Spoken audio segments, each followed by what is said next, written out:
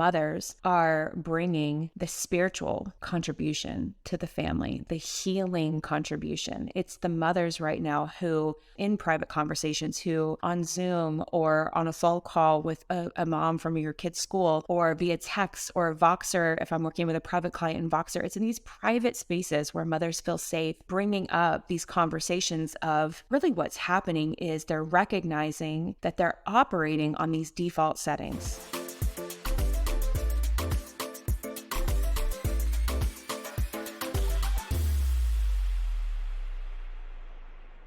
Okay, a couple quick announcements before we get started. Number one, there is a brand new bonus for everybody who joins the Portal All Access Pass. So what that looks like is if you have already joined, it kicked off in April. So if you join in April or May, the cutoff is May 31st, you get to come to a June bonus pop-up Q&A. So you, me, everybody else who's joined up until May 31st are invited to Zoom to hang out and ask me questions. This is a great opportunity for you to get private coaching support while you're watching these on-demand courses. And if you haven't looked inside of the portal, click the link in the show notes and browse through all of the courses that are included. It is all of my online business development coursework / personal development coursework. If you were to purchase all of these courses separately, it would be over $2,000. So the Portal All Access Pass is a way that you can pay monthly to watch as much as you like, as often as you like, for a much lower price point. So click the link in the show notes, check out the portal. If you have any questions, let me know. My advice, hop in and start with where you're at. Start with whatever course feels like you're being called to it, or what would be the next helpful piece for you, and then come to the bonus Q&A in June. Ask me all the things. This is your opportunity to get more of that support from me. Okay, announcement number 2 is I've opened up 2 private mentorship spots. In private mentorship, we get to customize whatever it is that you need my support in, whether that's business strategy and structure, motherhood mentorship, high-level energy work, any combination that feels most appropriate for where you're at right now. If you'd like to talk about what that looks like, feel free to shoot me a DM on Instagram, email me, nicole@nicolejoy.com. Let's set up a time that we can talk and see how I can best help you. All right, friends, enjoy the episode.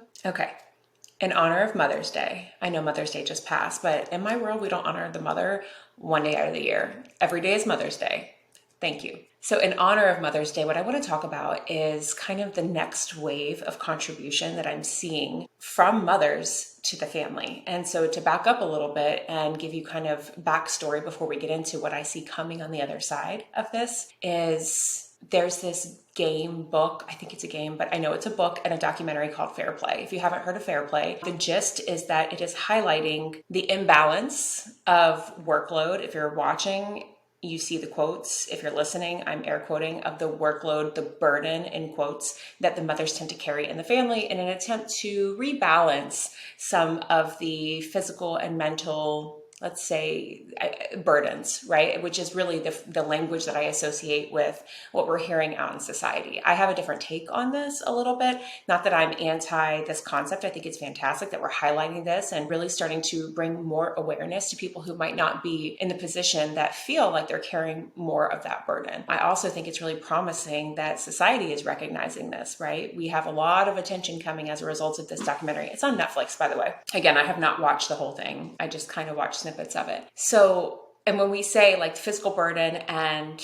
the mental load or the mental burden or whatever you want to call it, right? The physical load that the women or the mothers of the household are reportedly carrying more of, we're talking about, in terms of the physical, like doing the laundry and making sure all the kids have clean clothes to wear and clean uniforms to wear and picking up the dishes and prepping the food and doing the grocery shopping and mopping the floor and all of these physical things we associate with the household, not necessarily financial contributions, right? And some of these women are also bringing in a lot of the financial contribution to the household. So let me preface all of this. I should have done this in the beginning with every family is different. And this is not to generalize, like, you know me, and that's not how I do things. But we have to acknowledge, right, that like societally, we're also acknowledging that the mothers tend to be carrying a lot of this physical and mental stuff. The mental being, remembering that so-and-so has a field trip today, so they need something special in their backpack, or they need SPF, some sunscreen, or remembering that there's a birthday party on Saturday at 3:00, and this one also has a birthday party on Saturday at 3:30, so we have to divide and conquer, and who's going to watch the third, and,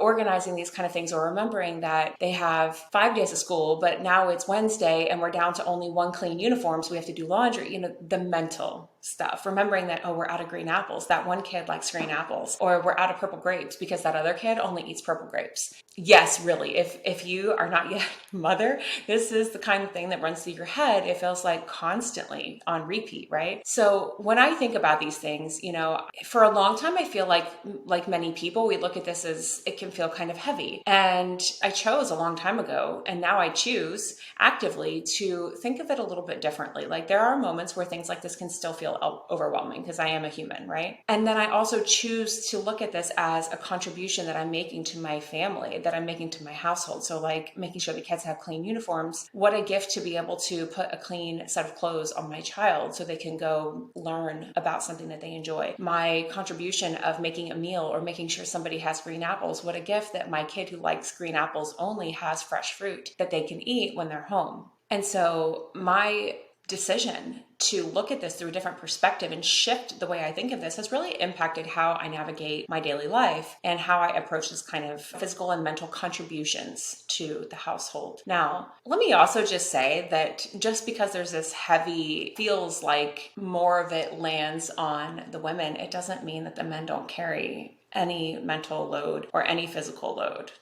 Just a little caveat there. I see you, dads. That where I want to take this conversation is what I see coming next, what I see as being the next thing that society recognizes. Because what this is really about for me is mothers being recognized. And I'm also a projector. So if you're a projector and if you're a mother and you happen to be a projector listening to this, the recognition piece is so important to how we feel and how we navigate the world and really the energy that we have to continue to show up and do the things. There's something about when you're recognized for something as a projector, it's like all the circuits turn on. It's like somebody flips a switch and we just turn on and we suddenly have these bursts of energy and we have this desire to do or create or participate or contribute more. So I get really excited about the recognition piece. Now where I see this going, I'm seeing it kind of in the whispers still. It hasn't yet come out at the level of the Fair Play documentary, but I do think that fast forward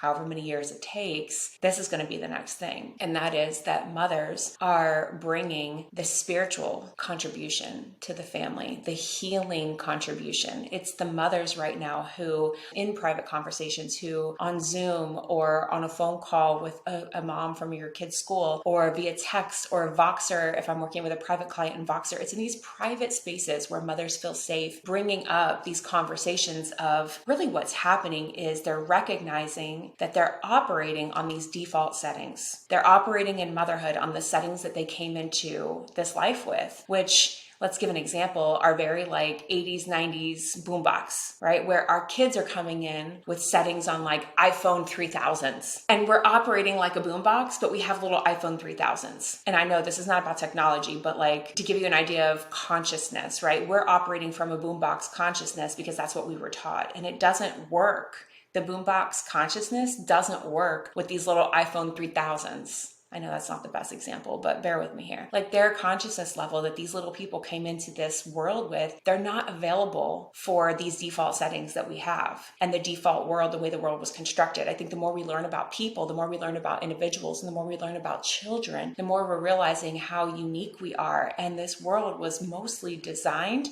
for one type of individual, right? If you think about it through the lens of human design, 70% of the population are generators. A lot of our world is built for generators, not for projectors, right? Projectors are only 20%. And there's a lot of other nuances. And individuals that are neurodivergent who have various experiences going on in their lives, like there's a lot of things happening in people's lives that make this one size fits all default boombox world not really fit. And so what that feels like to me is like a disconnect. It feels like there's this disconnect and it's not landing. Let's take a moment for a quick commercial break. So I want to share with you HoneyBook.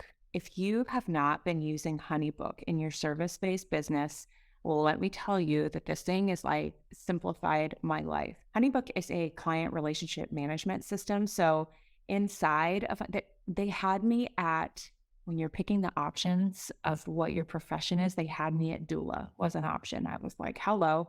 I signed up for HoneyBook a few years ago. It beats the other CRM system that I was looking at. It starts with a D. ends with an O. It beats it like by far for me. I found that one way too clunky and tricky to navigate. And I'm in the online business space. You would think that I'm super techy and I'm really into like able to do all of these techie things. I'm actually not. I need it very, very simple to start, and then I can build on it. HoneyBook is something that has made it so simple. So when I am working with new clients, there's contract templates, there's agreement templates, there's onboarding questionnaires. I mean, anything you can imagine that you need in a CRM system is there. Click the link in the show notes. They generally have free trials that you can test it out. That's my affiliate link.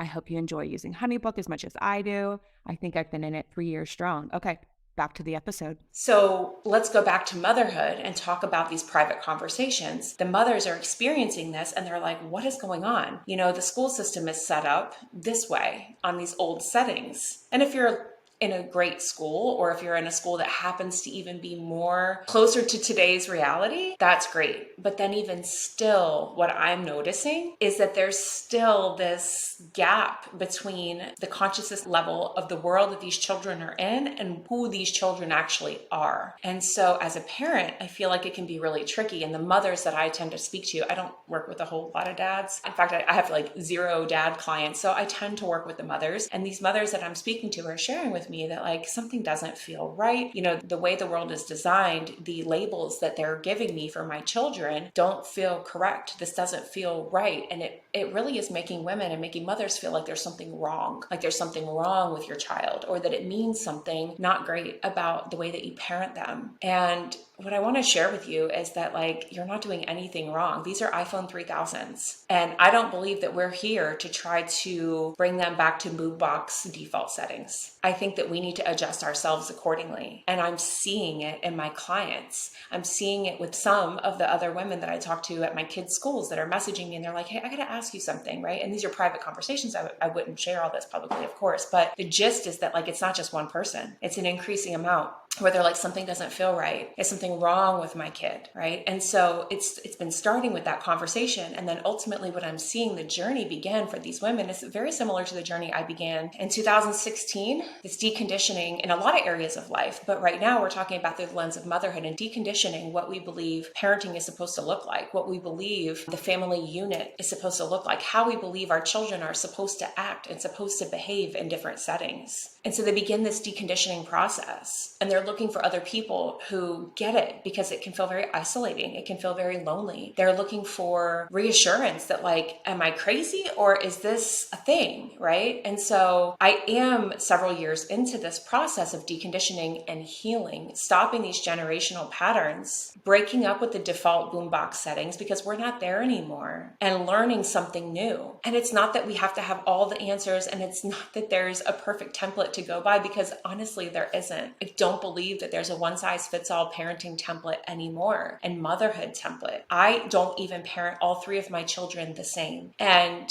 there are people who might believe that that's actually a problem. And I choose to believe that that's, I think, to their benefit, because they're all different individuals. All of my children are very different. The way that I communicate with them, the way that I navigate bumps in the road, the way that I hold myself in the relationship, it is different for each child because they're different. And so part of it is human design. How do I do this? How do I do this with my clients? Part of it is we look at human design. Part of it is we incorporate energy healing. So as you know, I'm a practitioner of the expansion principle energy healing modality. So I incorporate energy healing into this. And sometimes the conversation is like, there are a lot of women, I'll say, and the conversation will sound something like, my husband doesn't really get it, or I'm not sure if he understands, and that's okay. The experiences I've had with these women in private containers, they are the ones who are initiating the deconditioning and the healing experience for their children, for themselves as the mother, for their children, and for the family unit as a whole. This is another contribution that we as mothers are making to our families that hasn't yet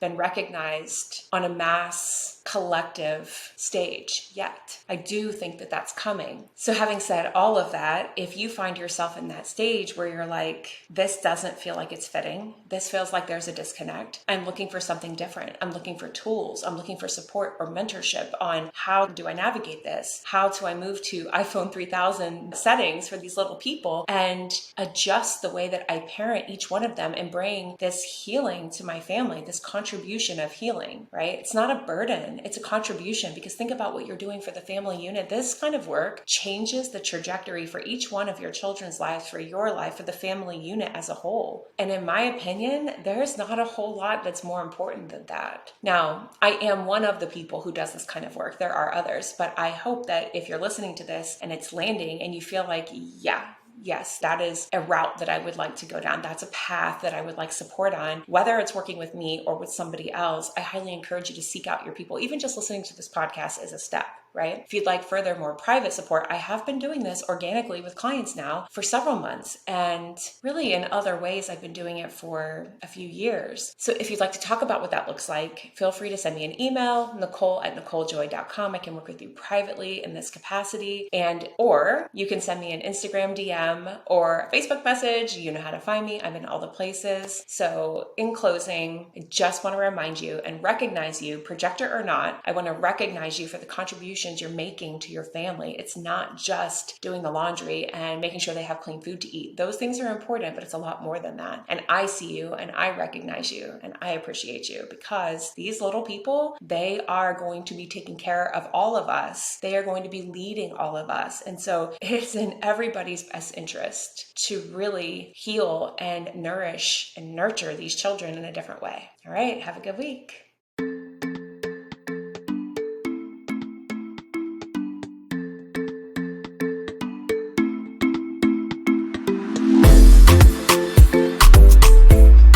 Thank you so much for taking time out of your day and listening to this episode.